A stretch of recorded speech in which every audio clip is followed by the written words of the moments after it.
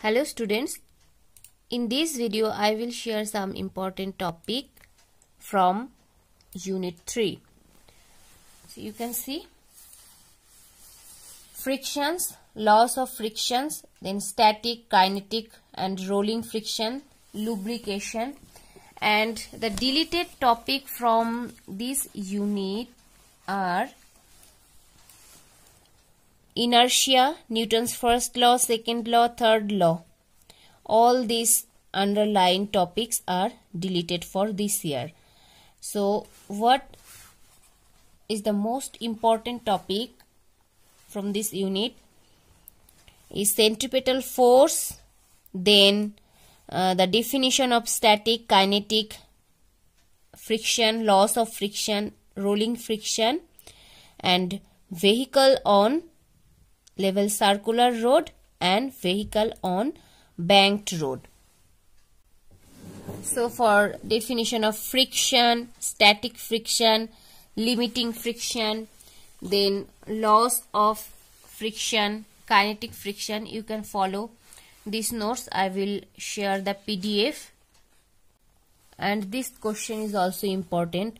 Why friction is a necessary evil?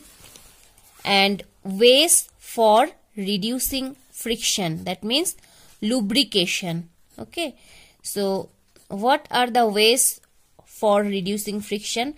First one is lubrication, then polishing, then ball bearing and streamlining.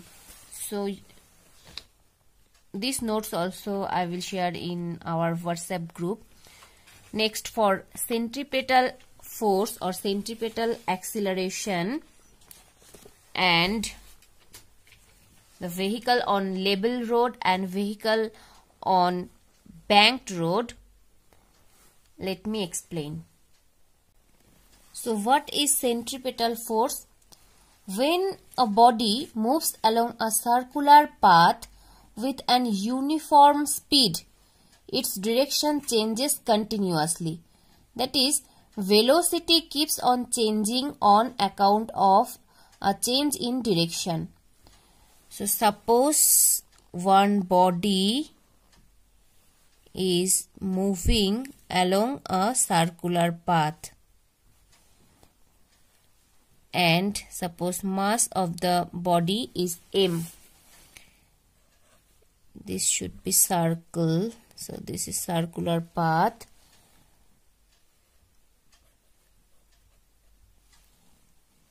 And the direction for velocity, angular velocity, is omega. So when a body moves along a circular path with an uniform speed, its direction changes continuously. That is, velocity keeps on changing on account of a change in direction.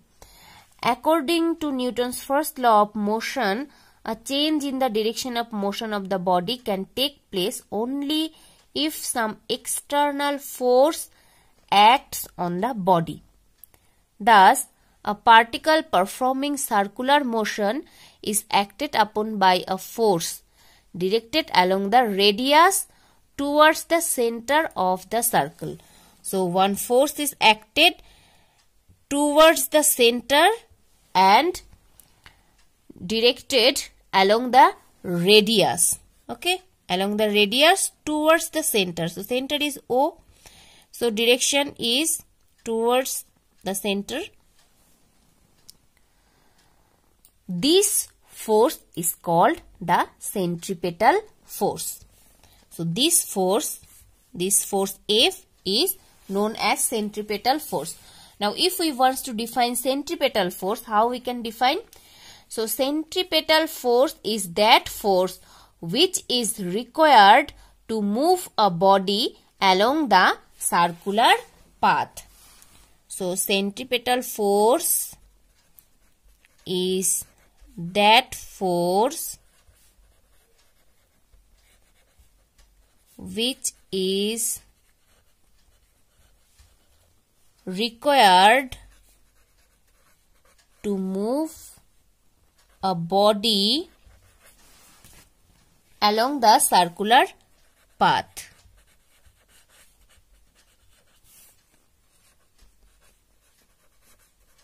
along the circular path. Now from last unit, what we know? We know that the value of centripetal acceleration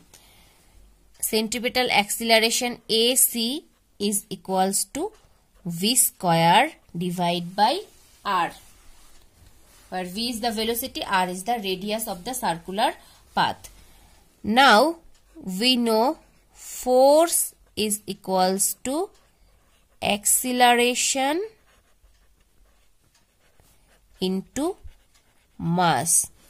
From Newton's law we know F is equals to ma. F is equals to mass into acceleration. So force is equals to, so centripetal force Fc, C for centripetal, this C for also centripetal, centripetal acceleration and centripetal force. So acceleration is our AC and mass is here m. So if we put the value of AC, that means v square by r into m, then finally we will find the expression for centripetal force is m v square by r. That's the final expression for centripetal force. So for centripetal force, you have to write the theory, what I told before, when a body moves along a circular path and so on. And the definition for centripetal path is that one, centripetal force is that force which is required to move a body along the circular path. And this is the expression for centripetal force, mv square divided by r. And the value of centripetal acceleration is v square divided by r. Now, the relation between this v and omega is circular, not circular, omega is angular velocity and v is linear velocity or normally velocity. We know v is equals to r omega. V is equals to r omega. That means linear velocity is equals to radius into angular velocity. Now if we put the v value here, so what we will find? F is equals to m into v square. V is equals to r omega. So r omega square divided by r. So m r square omega square divided by r. 1 r cancel. So centripetal force in terms of angular velocity is m omega square by r. M omega square by r, or sorry, m omega square by, not, it's m omega square r.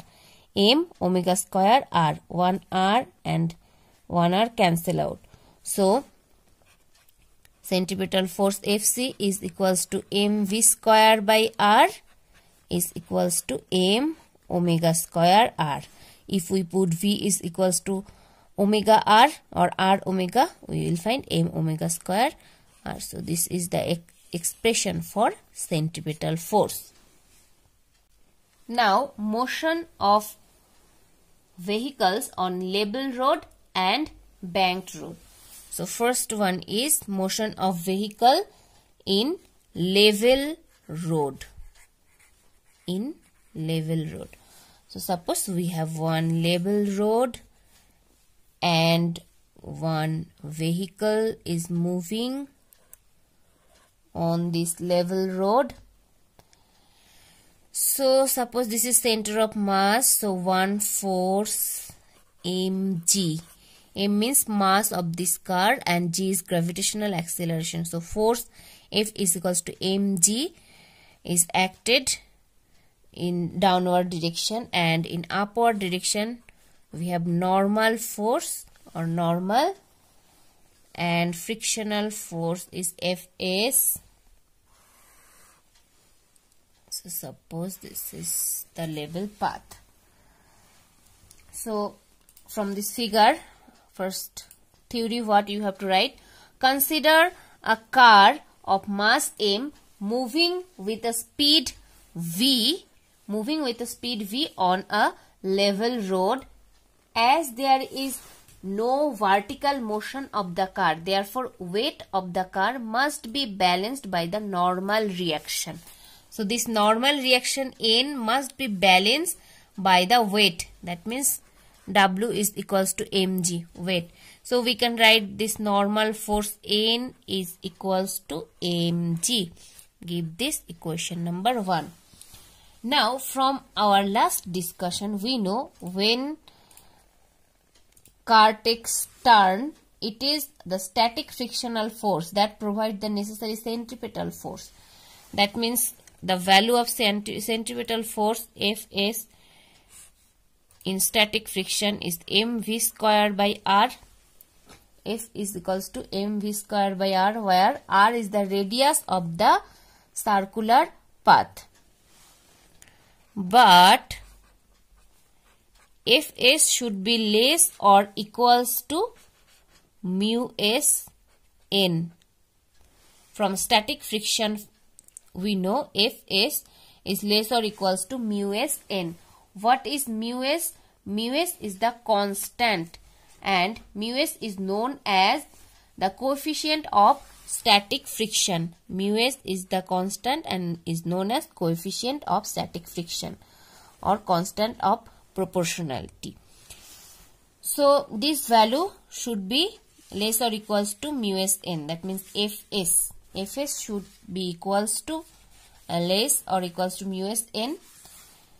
In next line, from equation 1, if we put the value of n, what we will get? Fs less or equals to mu s, then n is equals to mg. So, mu s mg. This implies that, again, what is the value of Fs? Centripetal force.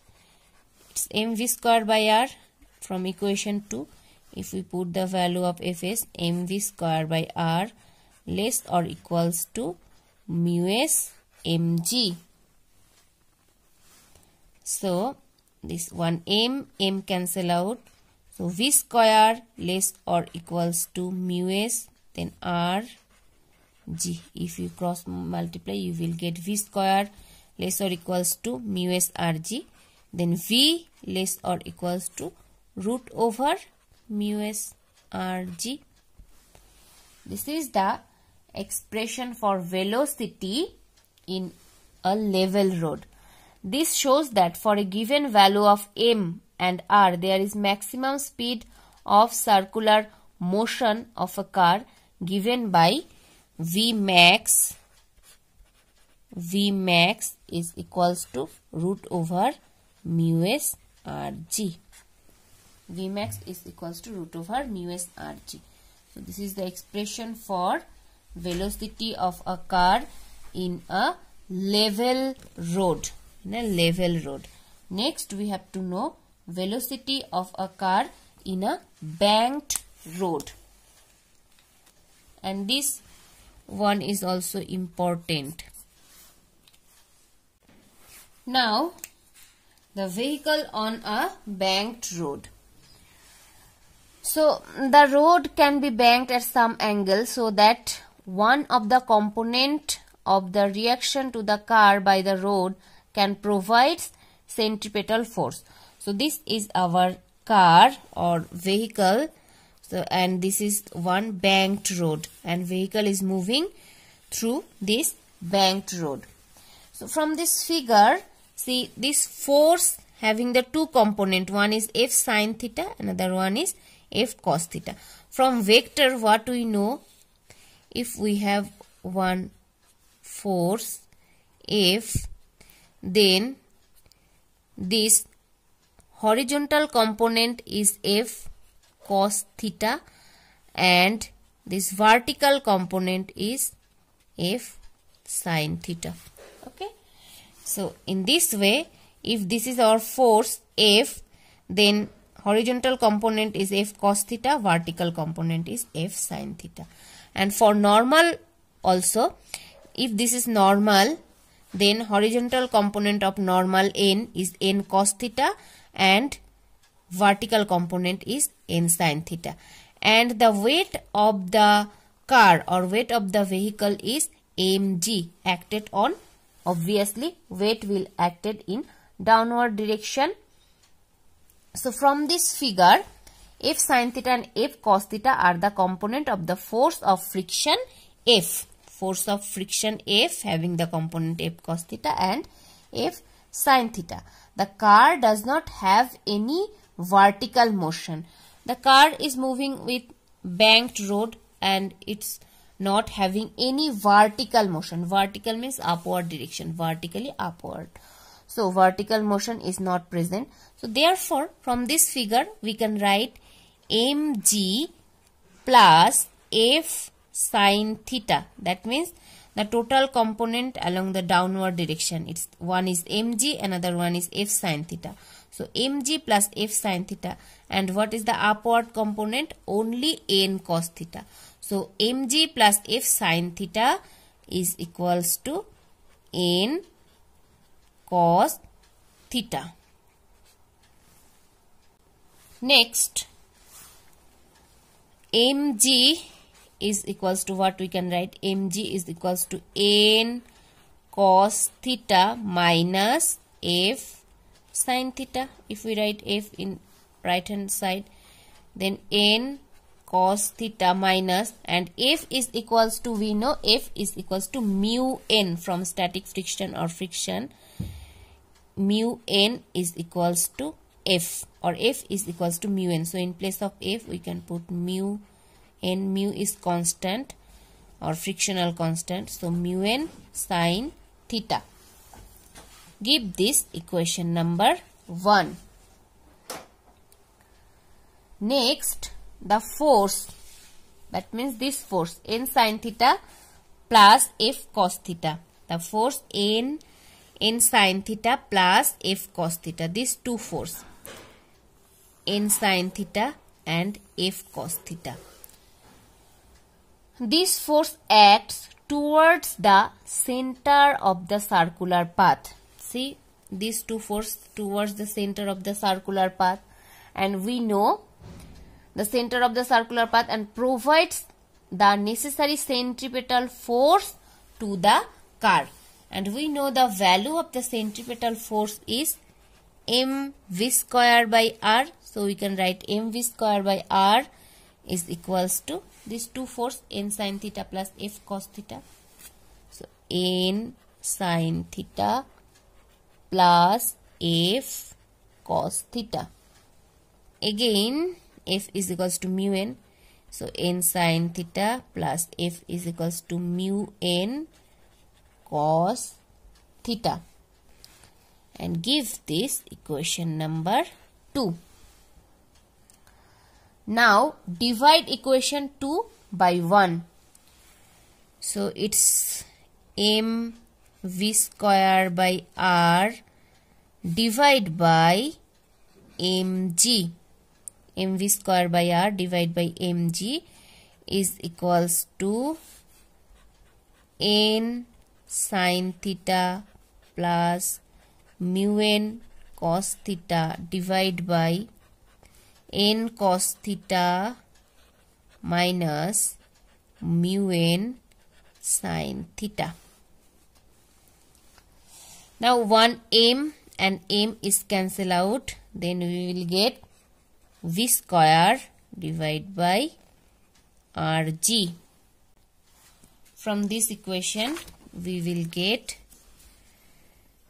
v square by rg is equals to, if we take n common, then sin theta plus mu cos theta divide by, in downside also take n common, so n cos theta minus mu sin theta. Then n cancel out. Next line, v square by rg is equals to, in both part in upside and downside, if we divide by cos theta, then what we get? See, sin theta by cos theta plus mu cos theta by cos theta. In denominator also, cos theta by cos theta minus mu sin theta by cos theta. Then what we will get? Sin theta by cos theta means tan theta plus cos theta cancel out, mu. Here also cos theta cancel out. So 1 minus sin theta by cos theta, again mu tan theta. So tan theta plus mu, we will get v square by rg. V square by rg is equals to tan theta plus mu divided by 1 minus mu tan theta.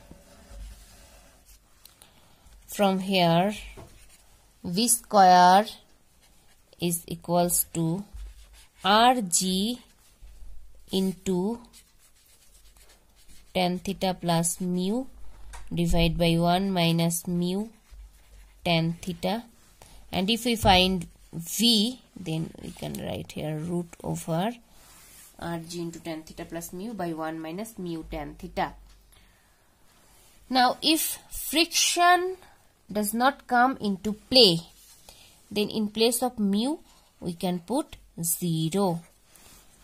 If friction does not come into play, then we can write v is equals to root over rg and tan theta, because mu is 0.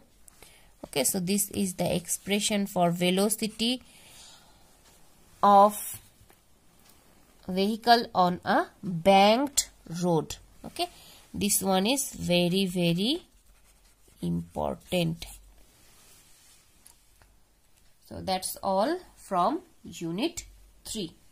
Thank you for watching.